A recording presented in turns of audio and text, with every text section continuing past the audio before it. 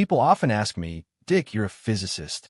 You look at the world through these equations and these strange rules of quantum mechanics. Does it make the world feel empty? Does it make life feel mechanical?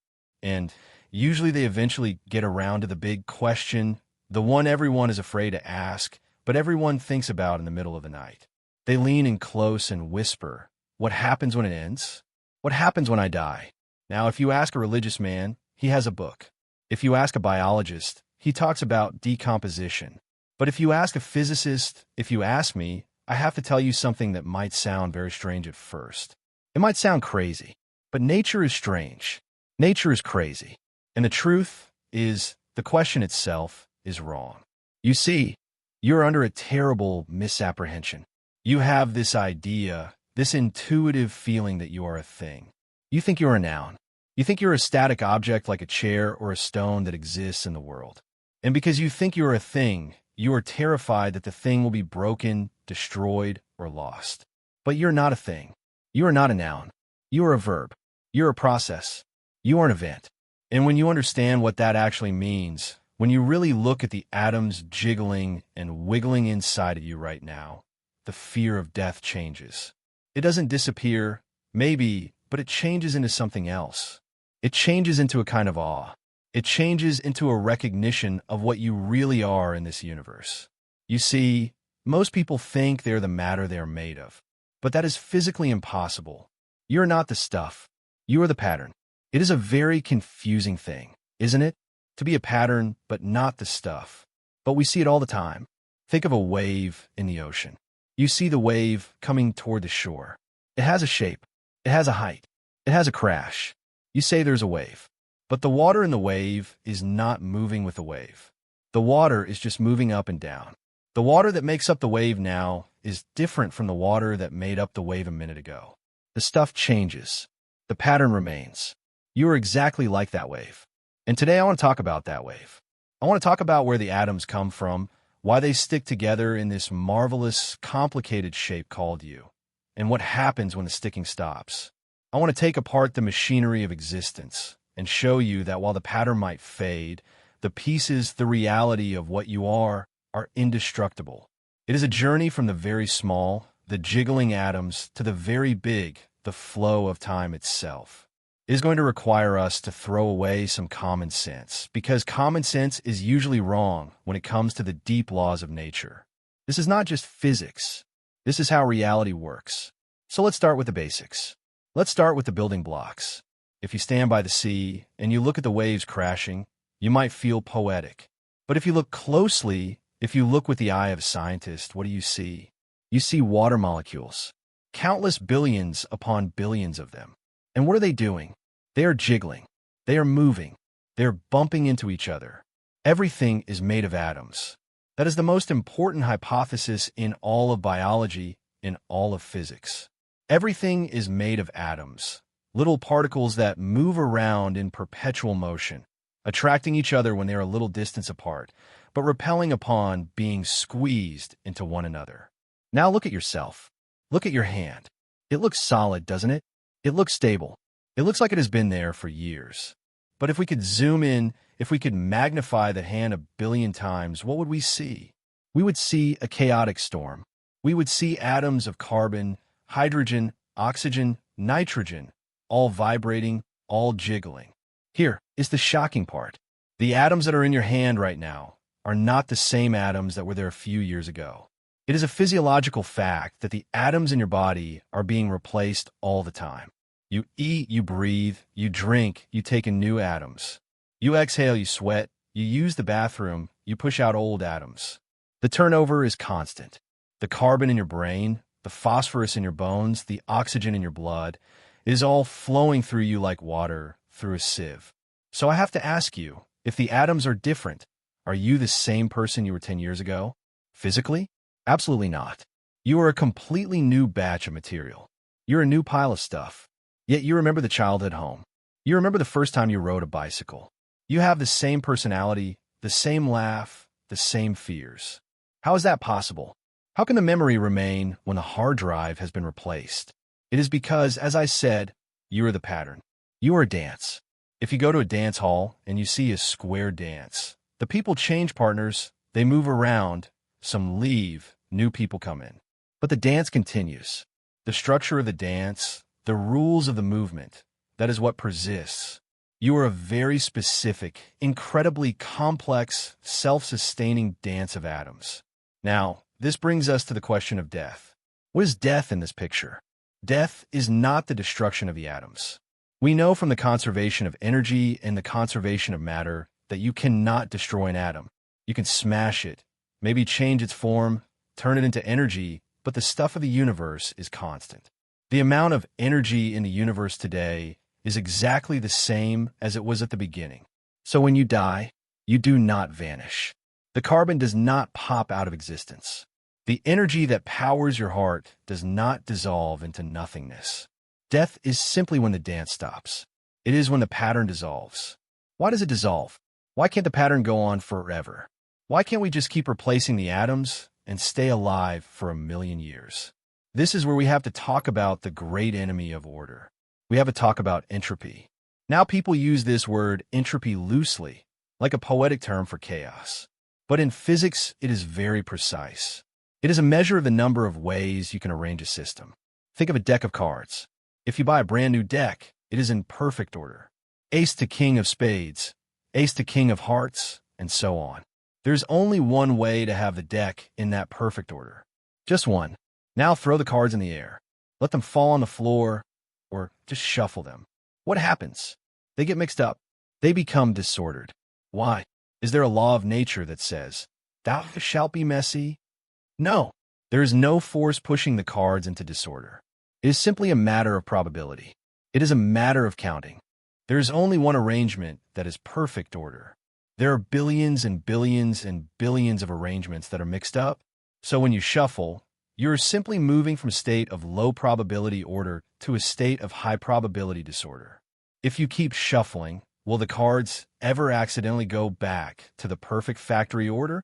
Theoretically, yes. It is not impossible. It is just incredibly unlikely. You could shuffle for the entire age of the universe, and you would never see that perfect order again. Not because it is forbidden, but because the odds are overwhelmingly against it. Life, your life, my life, the life of a tree or a bug, is a temporary victory against this shuffle. You are a highly ordered arrangement. To keep your heart beating, to keep your neurons firing, to keep your body temperature at 98.6 degrees requires a tremendous amount of effort. You're constantly fighting the probability. You are constantly pushing against the natural tendency of things to jiggle apart. You eat food. What is food? It is concentrated energy. It is low entropy. You take that order. You use it to repair your cells, to build your proteins, to keep the pattern holding tight. And then you expel heat. You expel waste. You pay the price. You create disorder in the environment to maintain order inside yourself. But eventually the machinery wears out. The copying errors in your DNA accumulate. The thermodynamic bill comes due. The shuffle takes over. When you die, the energy that was holding the pattern together is released. The atoms are released. They stop following the strict instructions of your DNA, and they return to the wild, chaotic jiggling of the inanimate universe. It is like the wave crashing on the shore. The water spreads out. The foam dissipates. The shape is gone. But the water is still there. Now, this might sound depressing to some of you. Oh, so I'm just a temporary shuffle of cards, and when I die, I just get mixed back into the deck. Well, yes. But wait, there is more to it than that. We have to talk about time. Because our intuition about time is just as wrong as our intuition about matter. We have this feeling that time is a flow. We think the past is gone, vanished, erased. We think the future hasn't happened yet. We think the only thing that is real is now. And we think now is moving forward like a spotlight moving across a dark stage. But when we look at the equations of physics, when we look at Einstein's relativity, which has been tested and proven over and over again, we don't see a moving spotlight. We don't see a flowing river. We see something that looks more like a block. We call it spacetime. Imagine a loaf of salami. A big, long salami. You can slice it into thin pieces. Each slice represents a moment in time, now. But the whole salami exists at once. The beginning of the salami and the end of the salami are part of the same object. In physics, we suspect that the past, the present, and the future all exist simultaneously. They are all laid out in a four-dimensional map. This is a very difficult thing to visualize, but think of it this way. If you're on a train and you look out the window, you see a cow. Then the train moves and you see a tree. Then the train moves and you see a bridge. Does the cow cease to exist because you can't see it anymore? No. The cow is back there down the track. You just passed it. Does the bridge not exist until you see it? No. The bridge is up there, waiting. We are observers moving through the landscape of time.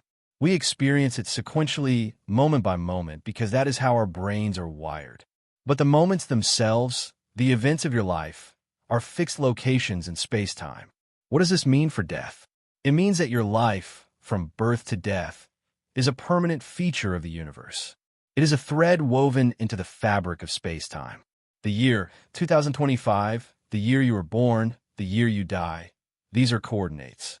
Just like New York and London are coordinates in space. New York doesn't disappear just because you fly to London. So the pattern that is you exists eternally within that block of space-time. You are there. You're always there. In the slice of time labeled 1995 or 2024, you are alive. You are laughing. You are thinking. You are struggling. That reality is immutable. It cannot be erased. From the perspective of physics, the you that is alive right now is just as real as the you that was a baby and just as real as the you that will be an old man or woman. The fact that your consciousness is focused on this particular slice right now is just a detail of how we process information. So death is not a deletion. It is a boundary. It is the edge of the pattern in the time direction. Just as you have a boundary in space, your skin, you have a boundary in time. You don't go on forever in space. You're not infinite. And you don't go on forever in time. You're not eternal. But within those boundaries, you are absolutely real and absolutely permanent. But let's go deeper. Let's go back to the atoms, because there is something marvelous about where they go next. I said earlier that the atoms are immortal. They really are. The carbon atom in your fingertip, it has been around for billions of years. It was cooked in the nuclear furnace of a star. You see, the universe started with simple stuff.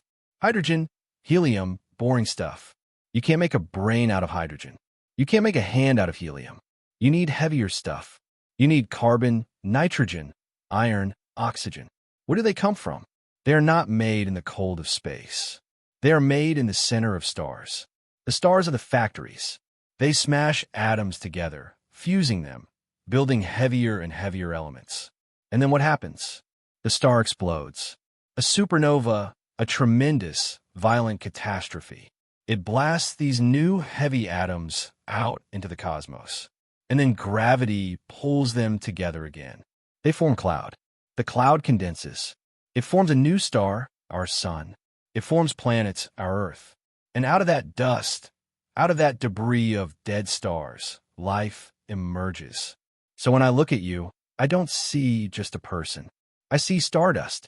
I see the wreckage of ancient solar systems rearranging itself into a structure that can think. The universe has developed a way to look at itself. You are the universe's way of knowing itself. The atoms in your eye are the universe looking at the atoms in my hand. It is the same stuff playing a game of hide and seek. When you die, the game changes. The biological pattern breaks down. The entropy wins locally. The ordered arrangement of the brain scatters. But the atoms, they go on. They go into the soil. They go into the air. They become part of a flower. They become part of a tree. They might become part of another person. It is a constant recycling, a constant transformation.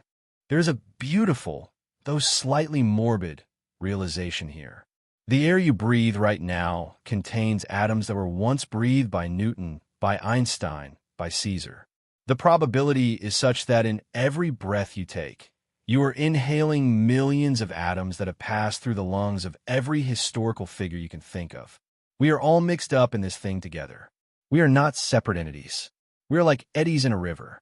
The river flows, the eddies form, they swirl, they keep their shape for a while, and then they dissolve back into the river. but the water is one. And let's talk about the energy.